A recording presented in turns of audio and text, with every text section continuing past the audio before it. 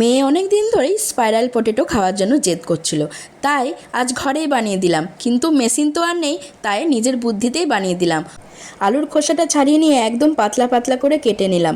তারপরে 2-3 বার ভালো করে ধুয়ে নিয়ে নুন দিয়ে জলে ভিজিয়ে রাখলাম 10 মিনিট মতো। তার মধ্যে আমরা একটা ব্যাটার বানিয়ে নেব। দিয়ে দিলাম কর্নফ্লাওয়ার, গোলমরিচের গুঁড়ো, স্বাদ মতো নুন, লঙ্কা গুঁড়ো দিয়ে একটা পাতলা ব্যাটার তৈরি করে নিলাম। তারপরে 10 মিনিট পর একটা টুথপিক নিয়ে ওপরে আর নিচের দিকটা এরম রাউন্ড করে নিয়ে টুথপিকের মধ্যে গেঁথে নিলাম। বড় টুথপিক থাকলে আরও সুন্দর লাগবে। তারপরে ব্যাটারের মধ্যে দিয়ে গরম তেলে ভেজে নিতে হবে। আর ভালো করে ভাজা হয়ে গেলেই তৈরি হয়ে যাবে স্পাইরাল পটেটো।